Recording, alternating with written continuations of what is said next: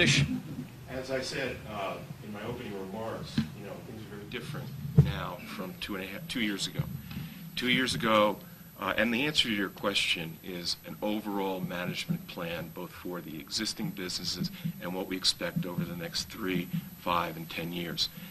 2 years ago, we had a 17-year veteran general manager and a very able assistant manager. At this point, as we're going into next year, we have a newly appointed general manager. I don't know that we have an assistant manager unless things have changed in the last month.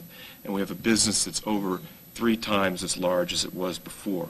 We also had a community mandate in August. 427 or 8 people asked the board for a management plan. And the board did the effect of stiff-arming the community. So I think we need a management plan badly as a first priority. And the other things I'd say in regard to that is not very hard. One of the reasons I'm running is I've done this dozens and dozens of times in my professional life over the last 25 years with small companies. And this isn't a lot different from a small company. It's a 20-person, roughly 15-person organization. And the 2 first things you do is sit down with your current organization chart, what you think you need a year or 2 from now, what are the boxes, who goes in which slots, and so forth.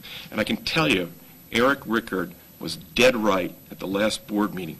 There are 2 things that are in boxes that have to be filled. Somebody with controller or VP finance or CFO kinds of skills who can get Michael out of the spreadsheets and who can deal with our external financing constituents.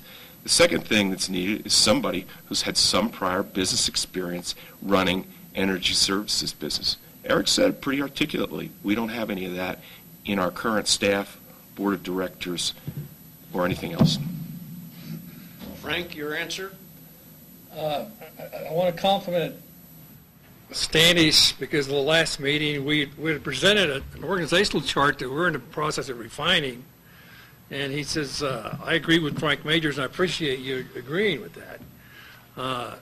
We're in the process now of interviewing for a financial advisor through different underwriters. That'll be finalized this Tuesday with the Energy Financial Committee meeting we have going on. And speaking of what earlier somebody mentioned, we have to do parallel things. I take great pride in being the chairman of the Energy Finance Committee because I think we've done wonders with what we have. And I think we've been listening to the community, and we change as we feel the information comes into us. And I think that change has been positive for everybody concerned. The one thing I would like to see really improve within the community is the communications would improve between the PUD and KMR. It is horrendous. It's always been horrendous.